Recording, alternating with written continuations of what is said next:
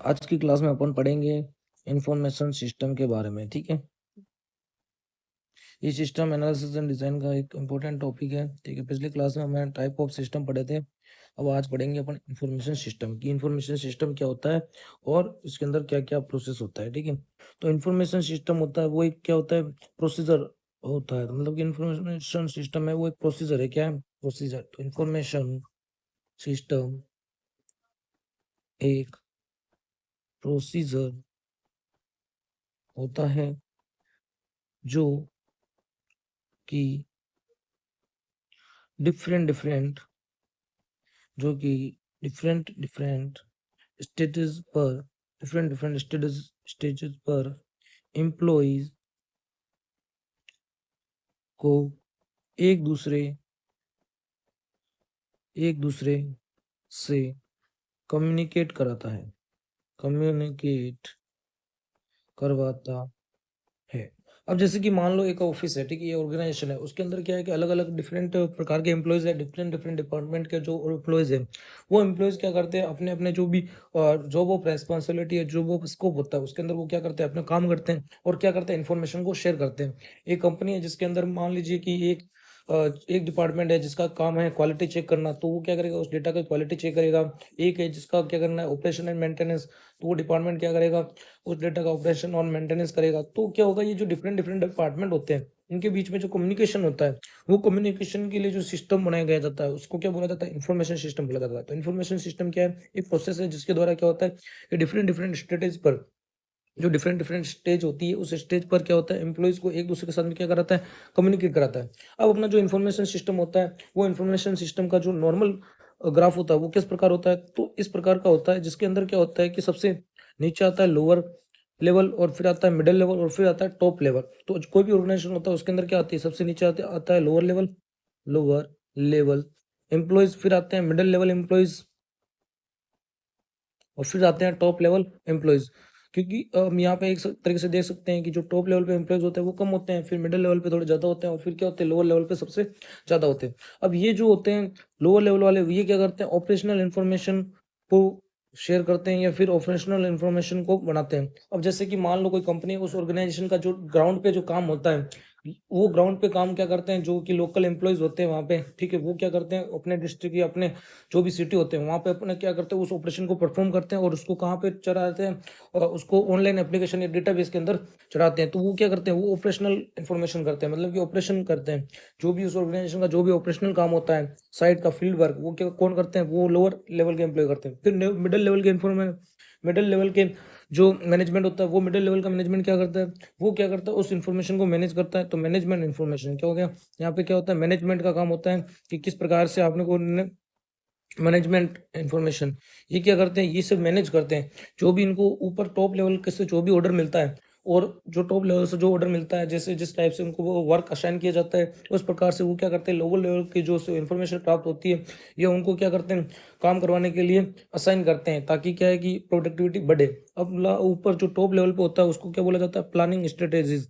इसके अंदर बहुत कम एम्प्लॉयज होते हैं जो कि क्या करते हैं, प्लानिंग करते हैं कि कंपनी के अंदर क्या स्टेप लिए जाने चाहिए। तो वो जो प्लानिंग स्ट्रेटजीज होते हैं, ठीक है, तो प्लानिंग स्ट्रेटजीज के अंदर जो एम्प्लॉइज होते हैं वो क्या करते हैं, प्लानिंग टॉप लेवल के अंदर प्लानिंग वाले करते हैं, और मिडिल लेवल के अंदर मैनेजमेंट होता है, और जो लोअर लेवल होता है उसके अंदर कौन सा होता है, ऑपरेशनल इन्फॉर्मेशन होती है। ठीक है, तो ये इन्फॉर्मेशन सिस्टम का इस प्रकार से ग्राफ बनता है, ये जो डायग्राम बनता है। ठीक है, अब इन्फॉर्मेशन सिस्टम होता है, वो इन्फॉर्मेशन सिस्टम कितने प्रकार के होते हैं, तो थ्री टाइप्स के होते हैं।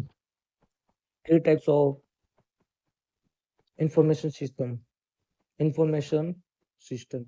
तो जो थ्री टाइप्स का होता है वो क्या होता है, इंफॉर्मेशन सिस्टम होता है, वो कितने टाइप्स का होता है, थ्री टाइप्स का होता है, जिसके अंदर पहला होता है formal information system, formal information system.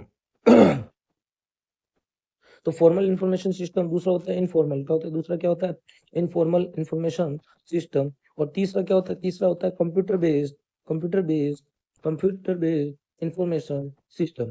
तो अपने जो थ्री टाइप्स के होते हैं इंफॉर्मेशन सिस्टम होते हैं, वो इंफॉर्मेशन सिस्टम कितने टाइप्स के होते हैं, तो इंफॉर्मेशन सिस्टम थ्री टाइप्स के होते हैं, जिसके अंदर पहला टाइप्स आता है कौन सा, वो आता है formal information system. Second type होता है वो कौन सा आता है, वो आता है informal system. Informal information system. और थर्ड टाइप आता है वो कौन सा होता है, कंप्यूटर बेस्ड इंफॉर्मेशन सिस्टम। अगर क्वेश्चन आए इनमें से कौन सा इंफॉर्मेशन सिस्टम नहीं है, तो अपने को याद रखना है तीन टाइप के इंफॉर्मेशन सिस्टम होता है, एक तो फॉर्मल, दूसरा होता है इनफॉर्मल और तीसरा होता है कंप्यूटर बेस्ड। अब यहाँ पर जो कंप्यूटर बेस्ड इंफॉर्मेशन सिस्टम होता है, इसको एक और नाम दिया जाता है जिसका नाम होता है MIS, मैनेजमेंट इंफॉर्मेशन सिस्टम। जो कंप्यूटर बेस्ड सिस्टम होता है उसको अपन दूसरा नाम देते हैं, उसका दूसरा नाम क्या होता है, मैनेजमेंट इंफॉर्मेशन सिस्टम।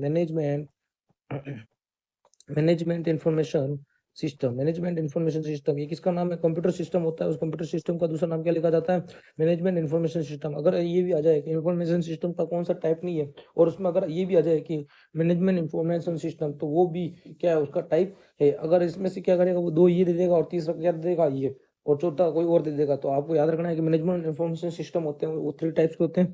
पहला होता है फॉर्मल इंफॉर्मेशन सिस्टम, सेकंड होता है इनफॉर्मल इंफॉर्मेशन सिस्टम, और थर्ड होता है कंप्यूटर बेस्ड इंफॉर्मेशन सिस्टम। अब कंप्यूटर बेस्ड इंफॉर्मेशन सिस्टम को ही नया नाम दिखा जाता है जिसका नाम होता है मैनेजमेंट इंफॉर्मेशन सिस्टम। अब ये क्या करता है, जो इन्फॉर्मेशन सिस्टम होता है वो इन्फॉर्मेशन सिस्टम क्या करता है, ये सिस्टम यूजर और एनालिस्ट के बीच में इन्फॉर्मेशन बताता है। अब जब अपन जो डेटा होता है वो ग्राउंड से, जब साइड से जब डेटा फिल किया जाता है, ठीक है, ऑपरेशनल एक्टिविटीज के द्वारा, तो वो एप्लीकेशन के अंदर डेटा शेयर होता है। और एप्लीकेशन के अंदर जो एनालिस्ट होता है, वो एनालिस्ट क्या करता है, उस यूजर के डेटा को क्या करता है, एनालिसिस करता है। क्या करता है, एनालिसिस करता है। तो इन्फॉर्मेशन सिस्टम क्या करता है, यूजर और एनालिस्ट के बीच में इन्फॉर्मेशन को क्या करता है, बताता है। अब इन्फॉर्मेशन सिस्टम है वो बेसिकली इंस्ट्रक्शन, कमांड और फीडबैक प्रोवाइड करने का काम आता है। इन्फॉर्मेशन सिस्टम क्या काम आता है, तो इन्फॉर्मेशन सिस्टम, अब जैसे कि तो जो टॉप मैनेजमेंट पे होते हैं, ठीक है, टॉप लेवल वाले, वो क्या करते हैं, मिडिल लेवल वालों को इंस्ट्रक्शन देते हैं। और मिडिल लेवल वाले होते हैं वो क्या करते हैं, जो लो लेवल होते हैं, लोअर लेवल, वहां पर क्या करते हैं, इंस्ट्रक्शन देते हैं। इंस्ट्रक्शन मतलब कि वो काम देते हैं, निर्देश देते हैं कि किस प्रकार से काम करना है। तो इन्फॉर्मेशन सिस्टम ये बताता है कि टॉप लेवल वाले क्या करते हैं, मिडिल लेवल वालों को इंस्ट्रक्शन देते हैं, और मिडिल लेवल वाले वो क्या करते हैं, लोअर लेवल वालों को इंस्ट्रक्शन देते हैं। और ऐसे टॉप लेवल वाले कमांड देते हैं किसको, मिडिल को, और मिडिल वाला कमांड किसको देते हैं, लोअर को। और इसी प्रकार ही जो टॉप लेवल होता है वो फीडबैक भी देता है मिडिल वालों को, और मिडिल वालों को किसको फीडबैक देते हैं, लोअर लेवल वालों को। तो इस प्रकार से ये क्या करता है, इन्फॉर्मेशन सिस्टम वर्क करता है, ठीक है। तो ये याद रखना है कि इन्फॉर्मेशन सिस्टम की टाइप्स है वो तीन टाइप्स के होते थे, अपन ने बता दिया है, इनफॉर्मल, इनफॉर्मल और कंप्यूटर बेस्ड। अब अपन बात करते हैं कि जो इन्फॉर्मेशन सिस्टम है इसके अंदर क्या है कि कौन कौन से प्रकार के, कौन कौन से प्रकार के एकदम फुल फॉर्म आते हैं, ठीक है। तो इसके अंदर याद रखना है कि एक आता है ESS, क्या आता है ESS, एक आता है DSS, एक क्या आता है ESS, और एक क्या आता है DSS। ESS का फुल फॉर्म होता है एग्जीक्यूटिव सपोर्ट सिस्टम। क्या होता है, executive executive executive support executive support system, executive support system. ये किसका होता है, ESS का फुल फॉर्म होता है। और DSS का मतलब क्या होता है, तो DSS का मतलब होता है डिसीजन डिसीजन सपोर्ट सिस्टम। क्या होता है, डिसीजन सपोर्ट सिस्टम। तो जो अपना ये ESS और DSS होता है, ये कौन से लेवल में आता है, ये टॉप लेवल मैनेजमेंट के अंदर आता है। किसमें आता है, टॉप लेवल मैनेजमेंट के अंदर आता है। और टॉप लेवल मैनेजमेंट के अंदर कौन कौन से आते हैं, एक तो आता है ESS जिसका नाम होता है एग्जीक्यूटिव सपोर्ट सिस्टम, और एक होता है DSS जिसका होता है डिसीजन सपोर्ट सिस्टम। ये दोनों किसमें आते हैं, तो ये टॉप लेवल के अंदर आते हैं। तो ये किसके अंदर आते हैं, ESS और DSS होता है, ये किसके अंदर आते हैं, टॉप लेवल के अंदर आते हैं। ESS और DSS किसके अंदर आते हैं, टॉप लेवल मैनेजमेंट सिस्टम के अंदर आते हैं। तो टॉप लेवल मैनेजमेंट सिस्टम के अंदर कौन कौन से आते हैं, ESS और DSS। फिर आता है MIS जिसका अपन ने बताया था, मैनेजमेंट इंफॉर्मेशन सिस्टम। और एक आता है TPS जिसका होता है ट्रांजेक्शन प्रोसेसिंग सिस्टम। क्या होता है, transaction processing system, transaction processing system. ये किसका होता है, TPS, ट्रांजेक्शन प्रोसेसिंग सिस्टम।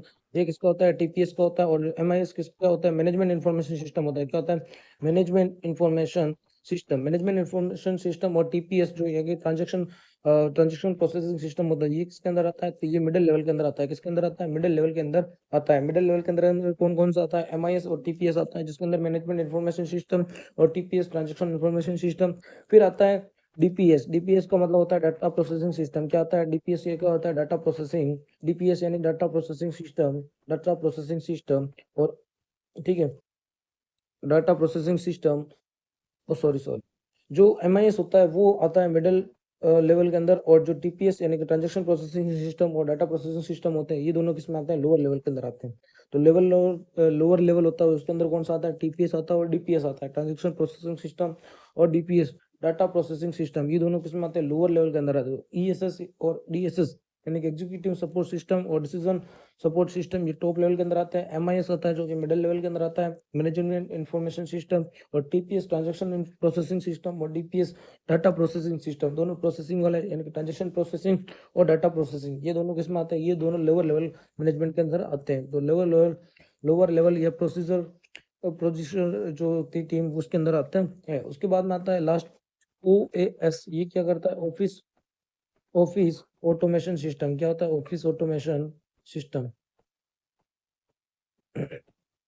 तब अपन इसको अब ग्राफ बनाए वापस वही टॉप लेवल वाला, ठीक है। तो यहाँ पे तो आता था अपना टॉप लेवल जो कि प्लानिंग करता था स्ट्रेटेजीज को, फिर मिडिल लेवल, और फिर कौन सा आता था? Operational level.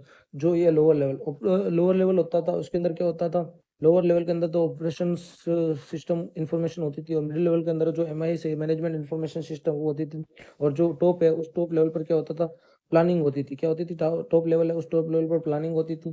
टॉप लेवल के अंदर कौन सा आते थे? तो ESS एग्जीक्यूटिव सपोर्ट सिस्टम और डिसीजन सपोर्ट सिस्टम। और जो मिडिल लेवल होता था उसके अंदर कौन सा आता था? MIS, यानी कि मैनेजमेंट इंफॉर्मेशन सिस्टम। और जो अपना लोअर लेवल होता है उसके अंदर ट्रांजैक्शन प्रोसेसिंग सिस्टम और डाटा प्रोसेसिंग सिस्टम। ये किसके अंदर आता था? लोअर लेवल के अंदर। ये किसके अंदर आता था? MIS के अंदर। और ये ESS और DSS, ये किसमें आता था? टॉप लेवल के अंदर। अब जो OS होता है ये दोनों के बीच में, यानी कि दोनों कम्युनिकेट कराता है। तो ऑफिस ऑटोमेशन सिस्टम होता है जो कि क्या करता है? मैनेजमेंट इंफॉर्मेशन सिस्टम या मिडिल लेवल या फिर लोअर लेवल, इन दोनों को क्या करता है? कनेक्ट करता है। क्या करता है? कनेक्ट करता है। तो पहला है स्ट्रेटेजिक स्ट्रेटेजिक प्लानिंग इंफॉर्मेशन। क्या है? पहला स्ट्रेटेजिक प्लानिंग इंफॉर्मेशन है, ठीक है, जो कि अपना क्या है? टॉप लेवल वाला है, ठीक है। उसके बाद में ऐसे अपन अलग अलग लेवल की डिटेल में बात करेंगे, ठीक है। तो पहला है, उसके अंदर क्या होता है? इसके अंदर क्या होता है कि जो लॉन्ग रेंज की पॉलिसीज देखते हैं। लॉन्ग रेंज की पॉलिसीज मतलब कि बहुत लॉन्ग टर्म है, उस लॉन्ग टर्म की पॉलिसीज इसके अंदर को डिफाइन करते हैं। क्या करते हैं? डिफाइन करते हैं। जो टॉप लेवल का मैनेजमेंट होता है वो क्या करता है? एक तरीके से कंपनी के लिए दूरदृष्टि का तरीके से देखते हैं, ठीक है। और जो कि डायरेक्टली किसी ऑर्गेनाइजेशन कंपनी के यूजर लेवल से कनेक्टेड होती है, जो कि डायरेक्टली किसी ऑर्गेनाइजेशनल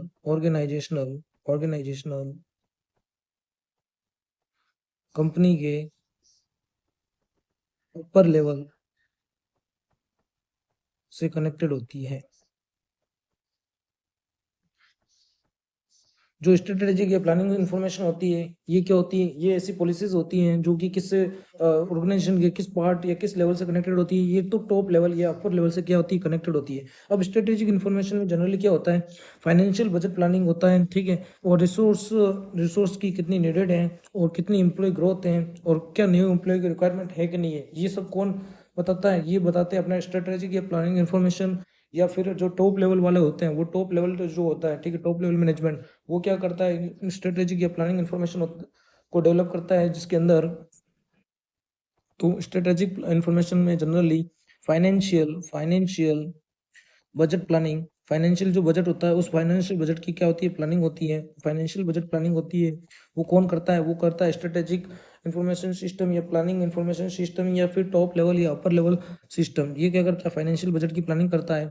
कितनी रिसोर्स है, उस कितने रिसोर्स की अपने को जरूरतें हैं, तो रिसोर्स नीडेड, कितने रिसोर्स की अभी जरूरत है कंपनी को, और कितनी एम्प्लॉय की ग्रोथ होनी चाहिए, ये भी कौन डिसाइड करता है? ये भी कौन? अपर लेवल या टॉप लेवल डिसाइड करता है। और कितने न्यू एम्प्लॉय की रिक्वायरमेंट है, वो भी कौन डिसाइड करता है? कि न्यू एम्प्लॉय की कितनी रिक्वायरमेंट है, वो भी डिसाइड करता है। वो टॉप लेवल मैनेजमेंट डिसाइड करता है। न्यू एम्प्लॉयमेंट रिक्वायरमेंट, कितने न्यू एम्प्लॉय की रिक्वायरमेंट है, वो भी कौन डिसाइड करता है? टॉप लेवल या फिर स्ट्रेटेजिक या प्लानिंग इन्फॉर्मेशन सिस्टम होता है, वो क्या करता है? इसको डिसाइड करता है, ठीक है। स्ट्रेटेजिक इन्फॉर्मेशन होती है वो बेसिकली एजुकेशन सपोर्ट सिस्टम और डिसीजन सपोर्ट सिस्टम की सहायता से की जाती है। अपने बताया था जो स्ट्रेटेजिक इंफॉर्मेशन सिस्टम होता है तो उसके अंदर एक तो ESS होता है जिसके अंदर एग्जीक्यूशन सपोर्ट सिस्टम, और दूसरा होता है डिसीजन सपोर्ट सिस्टम। इसकी सहायता से क्या किया जाता है? ये किया जाता है, ठीक है। उसके बाद में अपन जो मिडिल लेवल की बात कर रहे थे, उसके अंदर क्या आता है? Managerial information. ये किसके अंदर आता था? अपने मिडिल लेवल के अंदर आता था। किसके अंदर आता था? Middle level. तो मिडिल लेवल को अपन मैनेजरियल इन्फॉर्मेशन कहते थे। इसके अंदर क्या होता था? ये इन्फॉर्मेशन मिडिल लेवल या फिर department head of implementation central के द्वारा काम में ली जाती है। किसके द्वारा कंट्रोल की जाती है ये? तो ये डेवलपमेंट हेड, जो भी उस डेवलपमेंट हेड होगा उस डिपार्टमेंट का, या फिर उस डिपार्टमेंट का जो हेड होगा, डिपार्टमेंट हेड ऑफ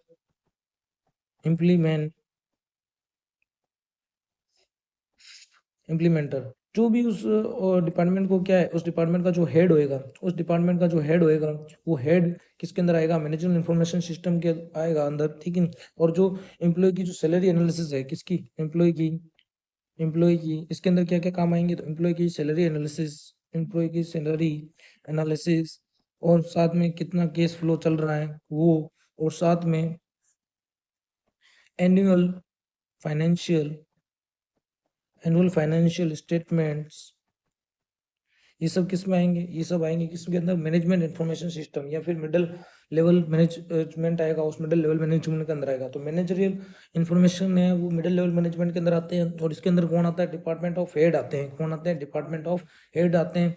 और ये क्या करते हैं, इसको कंट्रोल करते हैं, इस इन्फॉर्मेशन को क्या करते हैं, कंट्रोल करते हैं। इसके अंदर एम्प्लॉय की जो सैलरी होती है उसका एनालिसिस, केस फ्लो का एनालिसिस, और साथ में जो एनुअल फाइनेंशियल स्टेटमेंट होता है वो सभी की इन्फॉर्मेशन को क्या करता है, तैयार करता है। इसके अंदर क्या आता है, तो इसके अंदर एमआईएस, अपने बताया था एमआईएस क्या है, मैनेजमेंट इन्फॉर्मेशन सिस्टम की सहायता से ये क्या किया जाता है, तैयार किया जाता है। उसके बाद में अपन बात कर रहे थे तीसरा, जिसका नाम क्या था, ऑपरेशनल, जो कि सबसे लोअर लेवल था, क्या था, ऑपरेशनल इंफॉर्मेशन सिस्टम। कौन सा, ऑपरेशनल इंफॉर्मेशन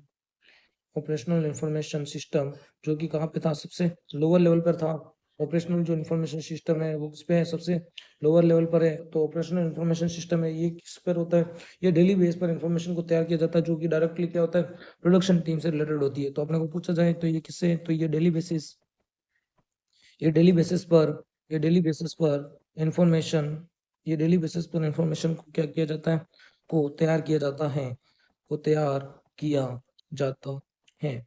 तो जो डेली बेसिस पर इंफॉर्मेशन को जो तैयार किया जाता है वो किसके अंदर किया जाता है, ऑपरेशनल इंफॉर्मेशन के अंदर किया जाता है, जो कि जो कि डायरेक्टली जो कि डायरेक्टली जो कि डायरेक्टली प्रोडक्शन टीम से रिलेटेड होती है। किससे होती है, प्रोडक्शन टीम से डायरेक्टली क्या होती है, रिलेटेड होती है। किससे रिलेटेड होती है, प्रोडक्शन टीम से डायरेक्टली रिलेटेड होती है। वो कौन सी होती है, ऑपरेशनल इन्फॉर्मेशन होती है। तो ऑपरेशनल इन्फॉर्मेशन होती है वो डेली बेस पर इंफॉर्मेशन को तैयार किया जाता है, जो कि ऑपरेशनल, जो डायरेक्टली किससे होती है, प्रोडक्शन टीम से क्या होती है, रिलेटेड होती है। अब इसके अंदर क्या आता है, तो इसके अंदर आता है एक तो डेली एम्प्लॉई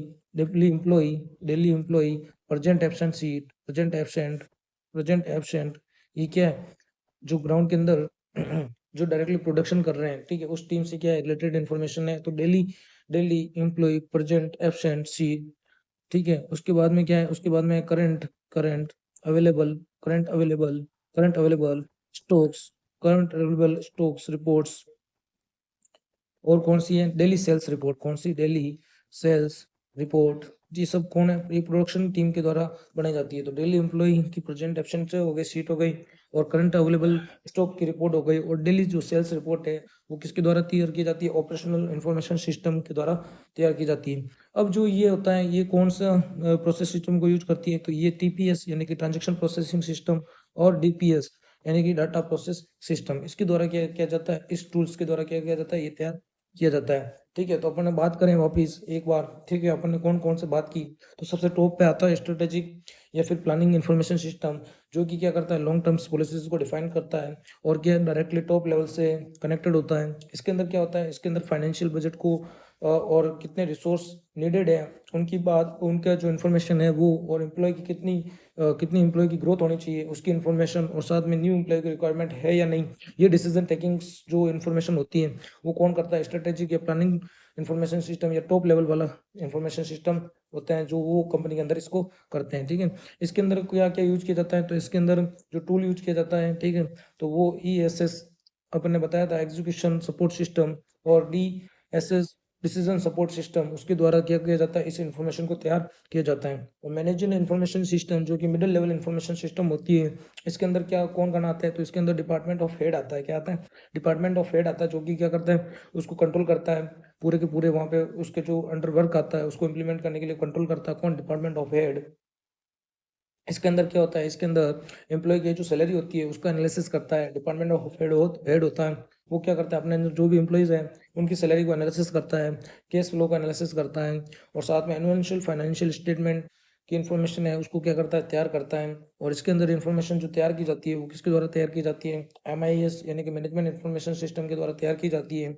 और फिर आता है ऑपरेशनल इन्फॉर्मेशन जो कि लोअर लेवल इन्फॉर्मेशन होती है और इसके अंदर डेली बेसिस पर क्या होती है इन्फॉर्मेशन को तैयार करते हैं और जो कि किससे रिलेटेड होती है तो डायरेक्टली प्रोडक्शन टीम होती है उससे रिलेटेड डेटा इसके अंदर होता है। अब इसके अंदर जो प्रोडक्शन टीम के अंदर जो भी टीम से रिलेटेड जो भी पीपल्स होते हैं जो एम्प्लॉयज़ होते हैं वो एम्प्लॉयज़ डेली प्रेजेंट आ रहे हैं या एब्सेंट आ रहे हैं उसकी जो शीट होगी और साथ में कितना अवेलेबल स्टॉक्स हैं उस साइट के अंदर फील्ड पर और डेली सेल्स रिपोर्ट कितनी है, आज कितना सेल्स हुआ है, उसकी जो रिपोर्ट्स है यानी कि जो प्रोडक्शन टीम से जो रिलेटेड इन्फॉर्मेशन या डेटा हो गया वो किसके अंदर आता है ऑपरेशनल इन्फॉर्मेशन सिस्टम के अंदर आता है। और ये ऑपरेशनल इन्फॉर्मेशन सिस्टम किसके द्वारा तैयार किया जाता है, ये जो होता है टीपीएस यानी कि ट्रांजैक्शन प्रोसेसिंग सिस्टम और डीपीएस यानी कि डाटा प्रोसेसिंग सिस्टम इसके द्वारा क्या किया जाता है तैयार किया जाता है। ठीक है, तो इस प्रकार से अपना जो ये इन्फॉर्मेशन सिस्टम है ये क्या होता है कंप्लीट होता है। अब अपना नेक्स्ट टॉपिक कौन सा है, तो अपना नेक्स्ट टॉपिक है डेटा सिस्टम एनालिसिस। क्या है system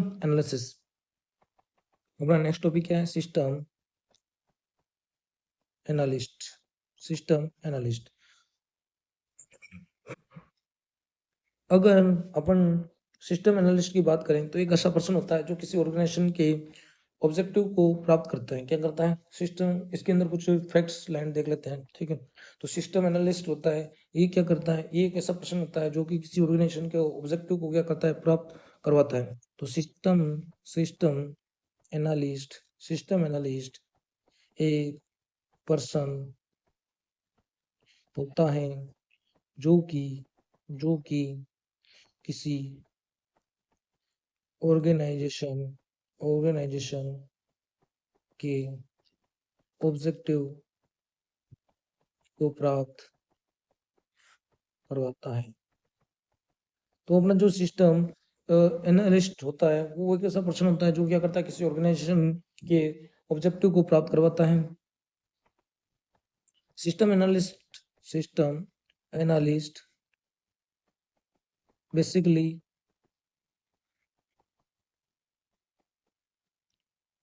basically available resource available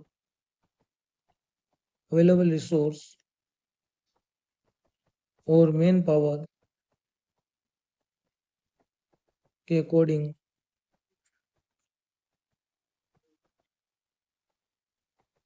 किसी किसी टारगेटेड टास्क को कंप्लीट सक्सेसफुली एग्जीक्यूट करता है, सक्सेसफुली एग्जीक्यूट करवाता है। तो अपन सिस्टम एनालिस्ट की बात करें तो ऐसा पर्सन है जो कि क्या करता है किसी ऑर्गेनाइजेशन होता है उसके अंदर ऑब्जेक्टिव्स को क्या करता है प्राप्त करवाता है। और ऐसा बंदा या ऐसा पर्सन जो कि क्या करता है सिस्टम में जो अवेलेबल जितने भी रिसोर्स है, अगर मान लो लिमिटेड रिसोर्स है और लिमिटेड मैन पावर है, उस लिमिटेड मैन पावर और लिमिटेड रिसोर्स के साथ में क्या करता है उस टारगेट या टास्क को क्या करता है अचीव कराता है या एग्जीक्यूट कराता है सक्सेसफुली। तो वो कौन होता है सिस्टम एनालिस्ट होता है। सिस्टम एनालिस्ट क्या करता है, अगर इतनी मैन पावर है और इतना अपने पास रिसोर्स अवेलेबल है, ठीक है, और इतना अपने पास वर्क है, तब भी वो क्या करता है उस लिमिटेड रिसोर्स और लिमिटेड मैन पावर के साथ में उस क्या करता है टारगेट जो टास्क है उसको क्या करता है सक्सेसफुली एग्जीक्यूट कराता है कोई ना कोई स्ट्रेटेजीज यूज करके। ठीक है, और सिस्टम एनालिसिस होता है वो सभी प्रोजेक्ट मैनेजमेंट टीम के क्लोज होता है। ठीक है, और प्रोजेक्ट के विद इन टाइम और बजट में कंप्लीट करवाता है। तो अपन एक और लाइन इसके अंदर लिखे तो सिस्टम एनालिस्ट सभी प्रोजेक्ट मैनेजमेंट टीम सभी प्रोजेक्ट मैनेजमेंट टीम के क्लोज होता है कि क्लोज होता है और प्रोजेक्ट को विद